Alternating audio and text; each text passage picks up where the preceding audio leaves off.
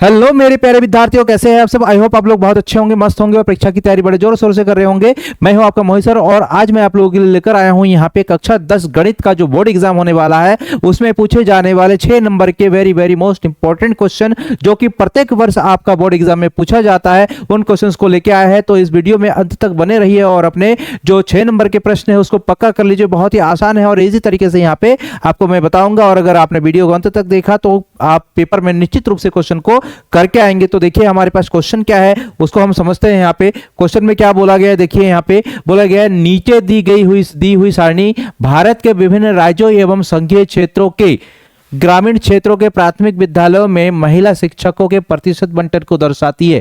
ये जो हमारे पास आंकड़ा दे रखा है इसमें क्या है भाई, ये सारे के सारे जो दे रखे हैं महिला शिक्षकों के जो आवंटन किया गया है वो भारत के अलग अलग राज्यों में, तो उसका यहाँ पे एक सारणी बना के दिया गया है। आगे बोला है अनुच्छेद में चर्चित तीनों विधियों में से महिला विधि शिक्षकों का माध्य ज्ञात की, तीनों विधियों में से कोई एक विधि का उपयोग करना है और महिला शिक्षकों का जो माध्य प्रतिशत है वो ज्ञात करना है। यहाँ पे महिला शिक्षकों का जो प्रतिशत है वो यहाँ पे गिवन है। देखिए महिला शिक्षकों का प्रतिशत जो है वो ऐसे है 15 से 25 के बीच में जो है आपके 6 है और 25 से 35, 35 से 45, 45 से 55, 55 से 65, 65 से 75, 75 से 85 जो है आपके महिला शिक्षकों का जो प्रतिशत है वो अलग अलग राज्यों में वो दिया गया है। यहाँ पे बोला राज्यों संघीय क्षेत्रों का क्षेत्र की संख्या जो ये बता रखा है। ठीक है, चलिए देखिए मेरे प्यारे बच्चों, यह क्वेश्चन बहुत ही ज्यादा इंपॉर्टेंट भी है और आसान भी है। आप निश्चित रूप से इसको अगर कर लेंगे तो अच्छा अंक अर्जित कर लेंगे। तो देखिए इसको हम यहाँ पे सॉल्व करते हैं। सॉल्व करने के लिए क्या करेंगे समझिएगा, यहाँ पे इसको हल करने के लिए हम क्या करेंगे, सबसे पहले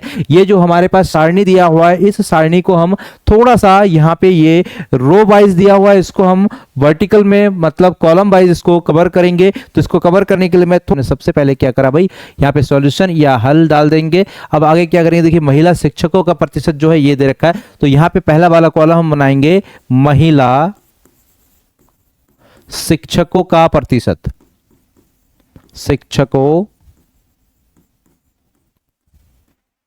का प्रतिशत, ये पहला वाला कॉलम हो जाएगा। और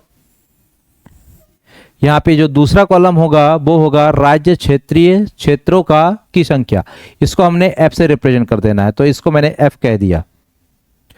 ठीक है, आगे क्या करेंगे, देखिए ये टेबल हम बना रहे हैं, समझिएगा यहाँ पे इस टेबल से ही सारा काम होना है हमारा। यहां पे हमने रिप्रेजेंट करा, देखिए यहाँ पे सबसे पहले हमने रिप्रेजेंट करा ये जो महिला शिक्षकों का प्रतिशत है, इसको यहाँ पे हम एंट्री करते हैं। देखिए इसकी एंट्री करते हैं तो भाई कितना है, देखिए 15 से 25, 25 से 35, 35 से 45 और आगे है 45 से 55, 55 से 65, 65 से 75, 75 से 85, ये एंट्री दी हुई है हमारी। देखिए आगे हमारे पास ये जो बारंबारता दे रखा है राज्यों संघीय क्षेत्रों का की संख्या, ये जो है बारंबारता कहलाता है, इसको हम एफ से रिप्रेजेंट करते हैं या फिर इसको हमने कह दिया एफ आई। ये कितना है, देखिए 15 से 25 में है 6, 15 से 25 में आपके 6 है, 25 से 35 में है 11, 35 से 45 में है 7, फिर 4, फिर 4, फिर 2 1, 2 1, इतना हो गया। आगे हम क्या करेंगे, देखिए यहाँ पे हम निकालेंगे वर्ग चिन्ह या फिर वर्ग माध्य निकालेंगे। तो उसको किस तरह से निकालेंगे उसको समझते हैं। यहाँ पे हम निकालेंगे यहाँ पे वर्ग माध्य, तो वर्ग माध्य निकालेंगे तो वर्ग माध्य के लिए हमने यहाँ पे लिख दिया वर्ग माध्य। अब ये वर्ग माध्य कैसे निकालते हैं, देखिए अब तक जो हमने करा है वो काफ़ी ज़्यादा इजी था। हमने क्या करा समझिए, हमने केवल जो यहाँ पे डेटा दिया हुआ था पहले 2 कॉलम में उन्हीं डेटा को हमने यहाँ पे रिप्रेजेंट कर दिया। इसके जगह पे केवल एफ आई की जगह पे हम यहाँ पे राज्यों या संघीय क्षेत्रों की संख्या भी लिख सकते थे, लेकिन उतना लंबा लिखने की जरूरत नहीं है। यहाँ पे हमने लिखा वर्ग माध्य और वर्ग माध्य में हमारा वर्ग माध्य को हम रिप्रेजेंट करते हैं एक्स आई से, ध्यान रखिएगा। और ये एक्स आई बराबर कितना होगा उसको हम यहाँ पे पहले समझते हैं। भैया एक्स आई क्या होता है, देखिए वर्ग माध्य एक्स आई बराबर होता है हमारा ऊपरी वर्ग सीमा प्लस निचली वर्ग सीमा बट्टे 2, ऊपरी वर्ग सीमा प्लस निचली वर्ग सीमा निचली वर्ग सीमा बट्टे होता है 2। अब भैया देखिए पहले ऊपरी वर्ग सीमा कितना है 15, 25 है ऊपरी वर्ग सीमा प्लस 15, 25 प्लस 15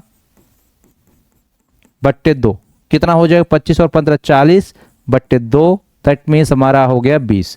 तो भैया यहाँ पे हमारे पास जो वर्ग चिन्ह है पहला वाला वो कितना हो जाएगा 20। हम एक निकाल लेंगे कोई सा भी, तो पहला वाला हमने निकाल लिया तो ये 20 हो गया। अब देखेंगे क्या कि यहाँ पे 15 और 25 के बीच में कितने का डिफरेंस है, वो है 10 का।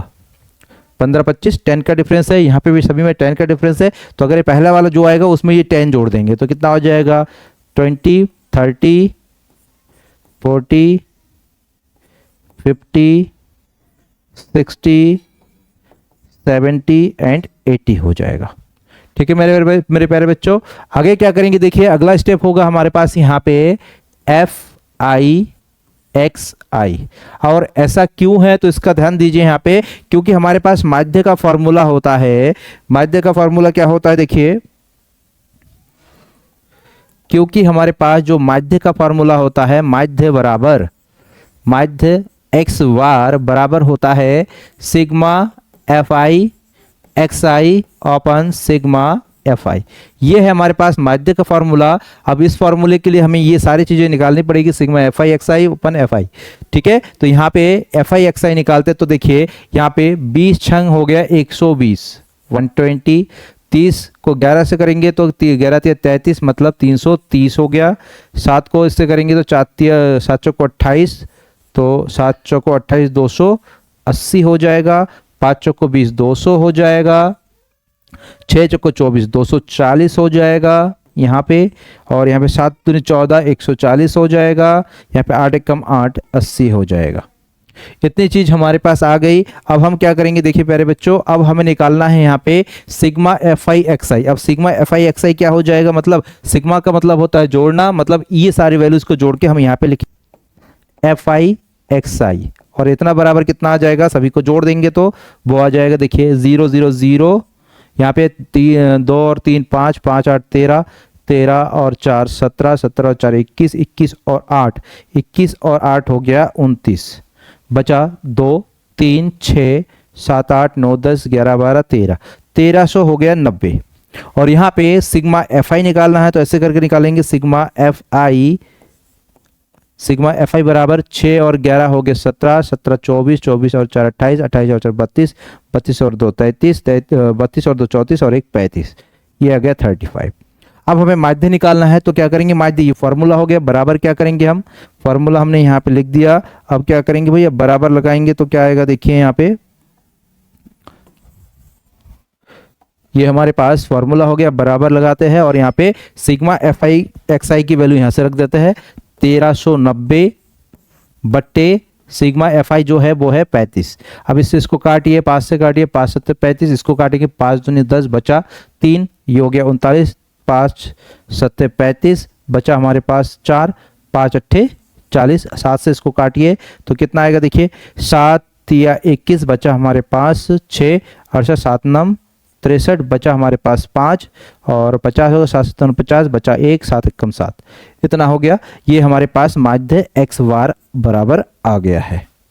ठीक है, ये माध्य x बार बराबर हमारा निकल के आ गया है। हमसे क्या पूछा है भाई, माध्य प्रतिशत ज्ञात कीजिए, तो ये कितना है देखिए 39.71, तो लगभग आपका 40% है। तो हम यहाँ पे क्या लिखेंगे, अतः माध्य प्रतिशत, यहाँ पे लिख दे रहा हूं मैं, ध्यान दीजिएगा, अतः माध्य प्रतिशत बराबर 40% लगभग, ये हमारा उत्तर हो जाएगा।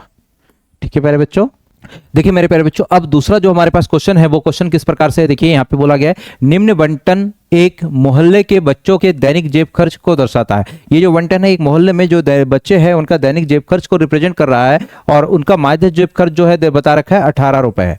अगर माध्य जेब खर्च 18 रुपए है तो बोला है लुप्त बारंबारता f का मान ज्ञात कीजिए। दैट मीन्स इस f का मान हमें निकालना है। तो इस f का मान हम कैसे निकालेंगे, तो इसके लिए देखिए आगे हम प्रोसेस करते हैं, समझिएगा यहाँ पे हम क्या बताना चाह रहे हैं। ठीक है, तो यहाँ पे देखिए सबसे पहले ये जो हमारे पास एक चार्ट दिया हुआ है इसको हम वर्टिकली मतलब कॉलम में ही इसको रिप्रेजेंट करेंगे। तो कैसे रिप्रेजेंट करेंगे, समझिएगा यहाँ पे। तो मैं इसको रिप्रेजेंट कर रहा हूँ, समझिए। दैनिक जेब खर्च ये दे रखा है, और यहां पे जो दूसरा देखे बच्चों की संख्या, बच्चों की संख्या, और बच्चों की संख्या को हम FI से रिप्रेजेंट करेंगे। तो देखिए दैनिक जेब खर्च किस प्रकार से दिया हुआ है उसको समझते हैं। यहाँ पे दैनिक जेब खर्च दे रखा है 11 से 13, पहला वाला। दूसरा है 13 से 15, 13 से 15, 15 से 17, 17 से 19, 19 से 21, 21 से 23 और 23 से 25। ये हमारे पास दैनिक जेब खर्च दे रखा है। आगे हमारे पास बच्चों की संख्या बोल रखा है। बच्चों की संख्या क्या है, देखिए 11 से 13 जो है वो 7 है, फिर 6, फिर 9, फिर 13, फिर F, फिर जो है 5 और 4। ये हमारे पास गिवन दिया हुआ डाटा, ठीक है, ये डाटा हमें दिया हुआ है।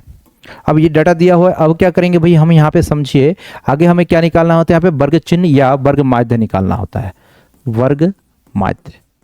और इसको किससे रिप्रेजेंट करते हैं, वर्ग माध्य को हम x से रिप्रेजेंट करते हैं या xi से रिप्रेजेंट करते हैं। और वर्ग माध्य क्या होता है, देखिए वर्ग माध्य बराबर, हमने पिछले वाले क्वेश्चन में बता रखा है, वर्ग माध्य जिसको हम xi कहते हैं, ये जो है बराबर होता है हमारा ऊपरी वर्ग सीमा प्लस निचली वर्ग सीमा बट्टे 2। ऊपरी वर्ग सीमा कितनी है यहाँ पे 13 प्लस निचली वर्ग सीमा 11 बट्टे 2 बराबर हो गया 24 बट्टे 2 बराबर हो गया 12।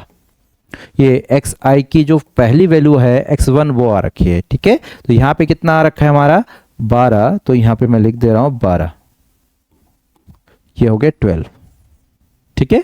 अभी 12 हो गया। अब देखेंगे अगले वाले भी इसी तरीके से निकाल सकते हैं, लेकिन ऐसे नहीं निकालेंगे। हम क्या करेंगे, आगे देखेंगे कि किसी भी वर्ग के वर्ग अंतराल के बीच में कितने का डिफरेंस है। तो देखिए 11 और 13 के बीच में 13 माइनस 11 करेंगे तो 2 का डिफरेंस है। तो इसमें आगे जो है 2 जोड़ते जाएंगे तो अगले वाले निकलते जाएंगे। 12 की बात हो जाएगा 14, 16, 18, 20, 22 और ये हो गया 24, ठीक है। इतने एंट्रीज हो जाएंगे। आगे क्या करना है हमें, देखिए यहां पे निकालना है हमें FI XI, FI XI इतना निकालना। अब FI XI क्या हो जाएगा, देखिए ये FI है ये XI है, तो इसको हम मल्टीप्लाई करेंगे, इसको इसके साथ, इसको इसके साथ, मतलब हमने सामने वाले को मल्टीप्लाई करके इधर लिखेंगे। तो 12 सत्ते हो गया आपका 84, ठीक है। 14 छक 84, 16 नम 144, 18 तिया 18 गुणा 13, 18 तिया 54 का 4 बचा हमारे पास 5, 18 और 5, 18 और 5 हो गया 23। इसको इसके साथ मल्टीप्लाई करेंगे तो 20F हो जाएगा। 22 को 5 से मल्टीप्लाई करेंगे 110 आ जाएगा। 24 को 4 से मल्टीप्लाई करेंगे तो 96 आएगा, ठीक है मेरे प्यारे बच्चों। यहाँ तक की बात समझ में आ गई होगी, ठीक। आगे हमारे पास देखिए माध्य निकालने का फॉर्मूला क्या होता है, चलो वर्ग चिन्ह बराबर इतना दे रखा है। यहाँ पे माध्य जेब खर्च जो हमारे पास दे रखा है, देखिए देखिए क्या दे रखा है, माध्य बराबर हमें दिया हुआ है x बार बराबर कितना है 18 रुपए, ठीक है। अब हमें माध्य वाला फॉर्मूला क्या होता है, देखिए चूंकि माध्य x बार बराबर होता है सिग्मा FI XI अपन सिग्मा FI। अब सिग्मा x बार का मान तो है हमारे पास 18 बराबर, अब चाहिए सिग्मा FI XI, इसकी वैल्यू कहाँ है, तो इसकी वैल्यू तो यहाँ पे नहीं है, तो यहाँ पे निकालेंगे। कैसे निकालेंगे, देखिए ये FI XI है, तो सिग्मा का मतलब होता है जोड़ना, यहाँ पे हम जोड़ेंगे और इधर लिख रहे हैं क्योंकि यहाँ पे हमारे पास स्पेस नहीं है, आप यहीं पे लिखेंगे, ठीक है। तो यहाँ पे क्या आ जाएगा सिग्मा FI XI बराबर, इन सबको जोड़ के यहाँ पे लिख देंगे। देखिए जोड़िए 4 4 8 4 12 12 4 16 16 और 4 हो गया 6 हो गया 22 22 का 2 बचा हमारे पास 2, 8 और 2 10 10 और 18 18 18 और 4 22 22 और 3 25 25 और 1 26 26 और 9 हो गया आपका 35 35 का 5 बचा 3 3 4 5 6 7 752 हो गया इसका मान। ठीक है, अब बात करते हैं सिग्मा एफ आई कितना होगा। तो ये एफ आई है, सिग्मा एफ आई का मतलब इसको जोड़ के हम लिखेंगे, और सिग्मा एफ आई बराबर कितना होगा यहाँ पे देख लेते हैं। चलिए इसको मैं यहाँ पे नहीं बल्कि इसके नीचे लिख देता हूँ। सिग्मा एफ आई कितना हो जाएगा, देखिए 7 6 13, 13 और 9 हो गया आपका 22, 22 और 3 25, 10 35, 40 और 4 44 प्लस एफ क्या आ जा रहा है, sigma F I is equal to 44 plus F आ गया। ठीक है, एक वैल्यू ये आ गई और एक वैल्यू ये आई, लेकिन ये कंप्लीट नहीं है, 752 है और यहाँ पे 20 एफ भी था,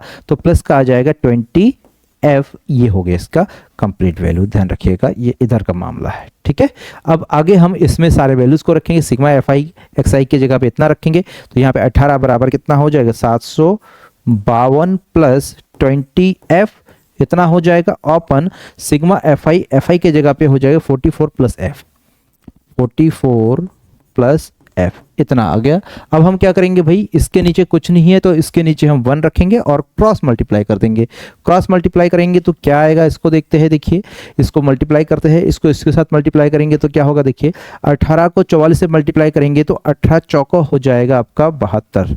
कितना हो जाएगा, 18 चौको 72 का 2 बचा हमारे पास, इसको इसके साथ मल्टीप्लाई करके लेफ्ट साइड लिख रहे हैं। 18 चौको 72 का 2 बचा हमारे पास 7, 18 चौको 72 और 7, 72 और 7 हो गया 792। कितना आया, 792 और प्लस का कितना हो जाएगा 18f। कितना हो गया, राइट साइड पे क्या आएगा, देखिए इसको ऐसे ही 1 के साथ मल्टीप्लाई करेंगे तो यही चीज रहेगा, तो कितना आ जाएगा 752। मैं इसको हटा दे रहा हूं, हालांकि ये रहेगा आपका क्वेश्चन में, ये वाला हिस्सा रहेगा, इसका ध्यान रखिएगा। इसको मैं हटा रहा हूं, तो कितना हो जाएगा, देखिए 752 प्लस 20f इतना हो गया। ध्यान रखिए, अब हम क्या करेंगे भाई, इधर 20f है तो इसको मैं इधर पक्षांतर कर दे रहा हूं और इसको मैं इधर पक्षांतर कर दे रहा हूं, तो क्या बन जाएगा, देखिए 20f minus 18f equal to, इसको हमने इधर पक्षांतर, इसको इधर करा तो इधर हमारे पास 792 रहा, माइनस 752 हो गया। इसको हल करेंगे तो 2f बचा, इधर हमारे पास यहाँ पे 2 से 2 गया 0, 9 में से 5 गया तो 4 40 रह गया, तो यहां से f इज इक्वल टू आ जाएगा हमारा 20। f इज इक्वल टू आ गया हमारा 20। अब हमसे पूछा क्या गया है, देखिए हमसे बोला गया है लुप्त बारंबार f का मान ज्ञात कीजिए, दैट मीन्स ये हो गया हमारा आंसर। आई होप आपको समझ में आया होगा मेरे प्यारे बच्चों। ये क्वेश्चन जो है दोनों के दोनों वेरी मोस्ट इंपॉर्टेंट है और यह पेपर में आता ही आता है। हर साल एक क्वेश्चन आपको लॉन्ग आंसर में इस टाइप का दिखेगा, एक शॉर्ट आंसर में भी आपको यह नजर आएगा। तो बिल्कुल इन क्वेश्चंस को आप बिल्कुल बढ़िया तरीके से तैयार करिए पेपर में जाने से पहले, इसका ध्यान रखिए। ठीक है, तो थैंक यू फॉर वॉचिंग।